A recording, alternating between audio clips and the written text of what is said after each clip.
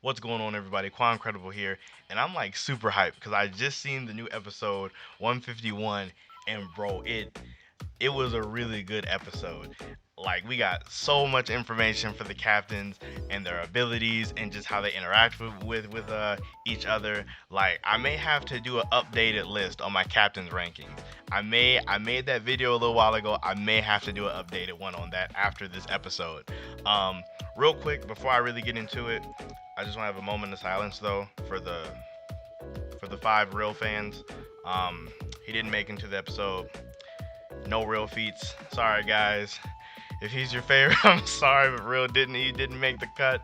Um, it's funny because like when I after seeing all this, I don't really think real compares. Unfortunately, I mean we don't know in like unless we would have seen him, but like as of right now, real is firmly established at the bottom. Unfortunately, um, yeah, so that's really funny right there. But into the episode, so I like how they did it where they didn't do any setup in the beginning. They kind of just like did it really, really quick, where it was just a crystal exam battle, the same style that we had during the crystal exam arc for the tournament, and it was just four captains to a team. Like I said, Real didn't make it, so he wasn't in it. So it was a nice, clean 4-on-4 with the teams being Nozel, Kaiser, Yami and Jack, and then the other team had the rest with Fagolian, Charlotte, Dorothy, and William. I don't know, saying it out loud, you would think that the Yami, Nozel, and Jack team kind of have the edge, but no, not really. Through this episode, Team Fuego, Team William was looking nice, bro. Like in the opening sequence was so crisp. It was so crisp.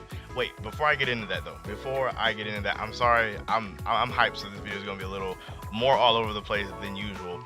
But for people that are upset or wondering that this is just filler or anything like that, I do want to remind you that multiple of the animators on Twitter, they have said that Tabata did oversee this episode. So I mean, I consider a lot of the stuff that happened in here canon. Like it fits in the timeline. Tabata overseen it to make sure nothing crazy was happening. I don't really know what else more you really want for it to be canon unless you're just a huge stickler for it to be directly in the manga. But if Tabata had his hand in it, I don't see why it wouldn't be. Just throwing that out there. But back to what I was saying, the opening sequence was absolutely amazing. It looked, oh my gosh, it looked so good. Like William and his opening attack, and then Nozel blocking it. We do see that Nozel's defense is amazing throughout the entire episode. Like throughout the whole episode, Nozel was able to basically block everything that came his way. The only thing that was a little, like I would say, weird for him was the fact that when William stuff hits his shield, it can still grow just because it being a tree. Also, Kaiser noting for William that you can't even really touch the world tree just because it absorbs your magic. That's like crazy. For Kaiser, his vortex magic is kind of just what I thought it was. Like, I mean, granted, we all knew it could block incoming magic attacks, but like just the fact that that's kind of all he really did was just block attacks. It felt like, or I guess keep people sealed in later on in the episode. Yeah, but it was kind of cool to see that he can also like throw rocks that we seen at the beginning of the episode. Another notable thing that I really wanted to talk about at the beginning was Dorothy, when there were rocks flying at Charlotte. She like appeared in front of the rocks and like transported them to her glamour world, which is important to note because people have always speculated about how the glamour world works, and this is kind of like a good bit of info right here that it appears she has to be close. She has to be somewhat close to the object she puts in there, as we see here and later on in the episode. That anytime she puts something in there, she's relatively close. So that's like, I feel like that is important when you think about Dorothy in the future. So after the initial opening confrontation that we see from them, when Fuegolian cuts them off, it seems like both teams go into their like separate plans, so to speak. And I'll just refer to them as Team Fuego and Team Nozel, since they're both of the Royals. They seem to be like the leaders or the brains of their team. So basically, Team Fuego's plan, to me at least, seemed like Fuegolian was going to go on the offensive and attack the opposing team's crystal, while William and Charlotte were supposed to defend theirs. While I guess they're having Dorothy wait to try to separate Yami from the rest of the group to kind of weaken the other team's team. And for Team Nozelle's team, it seemed like they didn't really have a plan, honestly. It kind of just seemed like Yami and Jack just ran off to do whatever they wanted to do, which is basically go attack the other team's crystal how they want, while Nozelle and Kaiser were to defend it. It's kind of funny because this isn't really necessarily a plan, so to speak, but like if you were to make a plan, I feel like this is kind of how it would go. They just didn't really talk about it, which is like very true to all these characters' character, which is like really funny to me. And then from there, we really just have them going about their plans and attacking the crystals in their own way.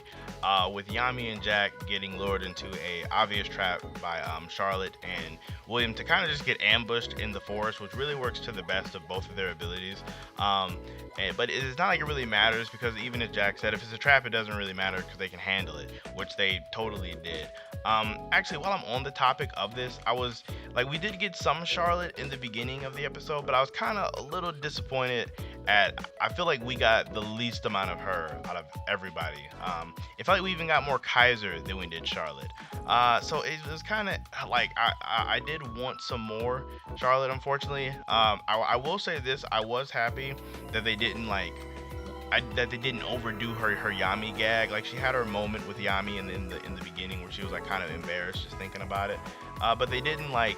I was really happy they didn't have any moments where those two were like alone and she just couldn't fight because she was too embarrassed. I'm glad that they didn't go that route with her. So I would have preferred more, but I'm happy that they didn't go that route. Overall, I would say I'm satisfied with Charlotte, I guess.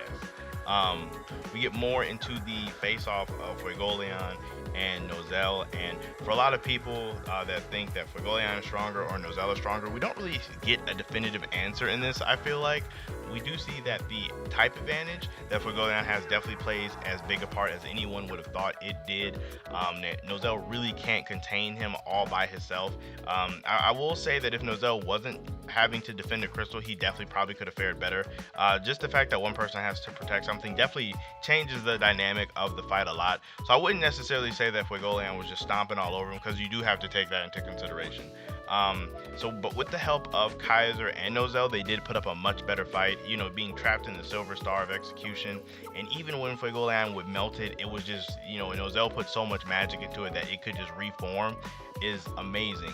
But that still was not enough to contain Fuegoleon. I am kind of like, that he used the literal exact same tactic to get out with the Salamander as a decoy and then just like cracks Kaiser. Like I would have thought they would have did it a different way, or like not like different as in something unique, but just different as in literally not the exact same thing.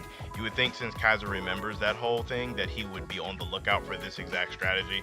But I mean, Kaiser was impressive. Like Kaiser found a way to be impressive and like unimpressive at the same time in this episode, which is crazy to me. The next like key moment to bring up here is definitely at the later half of Yami and Jack being together, whereas William being able to use just the magic that they were like the access magic there that they were using in the area to form one of the great of the mistletoe trees, and Yami and Jack trying to avoid that. We get this scene where like Dorothy just somehow like blitzes at Yami, and he doesn't sense her mana, he doesn't sense her ki, nothing. He just like completely gets blitzed and taken into the glamour world, and he is just out of the fight. Which is crazy. That was absolutely insane, because for the longest time, a lot of people would say that Dorothy really can't get people into her glamour world to really fight them, but we've seen that just happen right now. Granted, I will say that the diversion from William was definitely more than enough to take Yami's attention off of her. So in a one-on-one confrontation, I'm not really for sure exactly how that would go, but the fact that it still happened is definitely speaks volumes for itself. Honestly, William was looking nice this whole episode. Like, you guys know I'm a huge William fan, and he was looking amazing. Like, I like Charlotte, but she was kind of just riding William's coattails the whole episode, not gonna lie. Not even gonna lie there. But yeah, from there, Jack's not really a match for William, which is like, I was kind of shocked because Jack is really, really strong. So like William just like throws him off of the tree and just puts the seed on him, and Jack's like out of the fight for a little bit. I'm like, wow. And then like I just said, Kaiser got like, took out by Fuegoleon. And then it's kind of just Nozelle by itself, and I was like, wow. Like, I mean, Nozelle, obviously everybody thought he was an amazing captain, really strong, but just to see him like kind of alone right there for a second, I was like, Nozelle really kind of carried this team. But into the glamour world, like it's Yami was doing fine in there, to be honest with you. Dorothy was able to make multiple copies of Yami to hold him off, and as we can see, actual human Dorothy is actually much better at controlling her own thoughts and word associations, as she was saying in her own glamour world, much better than her elven self. It wasn't simple as saying exit and exits to just pop up all over the place. She's kind of able to like control her thoughts much better than the other one. So that was kind of cool too. But yes, into like more like the climax or finale, we get Nozel holding his own, protecting the crystal, not being defeated by the other three captains, which is huge, amazing feat for Nozel right there. And then like Kaiser gets up and they do like this like combined, I don't even know what the spell is. I wish they would have gave a name for it. But like Kaiser sends like his vortex all the way up to the sky, mixed with like freaking Nozel's mercury magic and Jack shooting death sives into it, and like it's just this crazy huge attack that isn't, I don't even know what this even does. And Fuegoleon and them are basically just trying to defend against it while still getting to their crystal. It was, I don't even know what this was. I can't stress that enough. While at the same time, Yami is still fighting against Dorothy, and she's basically saying like he should be at his limits, and that is when he does his Mana Zone Dark Dimension / Equinox, which somehow cuts both of the crystals in a half. So it's basically a draw. Now right here it was crazy because we get confirmation that Yami can in fact cut himself out of Glamour World, which is interesting. I mean, we know he has Dimension Slash, but I for one was one of the people that didn't necessarily think he could cut himself out, because granted Glamour World is a pocket dimension, but I kind of considered it to be like, oh, just because Yami can cut through dimensions, just because he cuts through Glamour World doesn't necessarily mean he'll get put back in our dimension. But we see that is literally, or not our dimension, but like they're his original one. But we see that is actually just the case. If he cuts the Glamour World, he will literally just cut himself out, which is, I kind of don't know why he didn't do that from the start. Maybe he wasn't trying to have to resort to that, and I'm assuming it probably had to be the Equinox one, like the stronger version, not just the regular one. Like I'm assuming, or else he would have just did the regular one. But yeah, still amazing to see.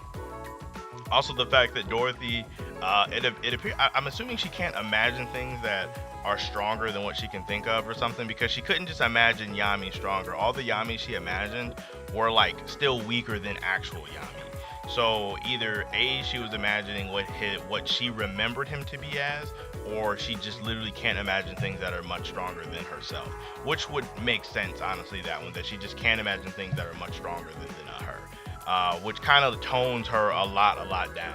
Like definitely we got a lot of limits, a lot of good information about Glamour on this episode, which was really dope. And that's essentially the episode. In my personal opinion, I would say that Team Fuego won that one, hands down.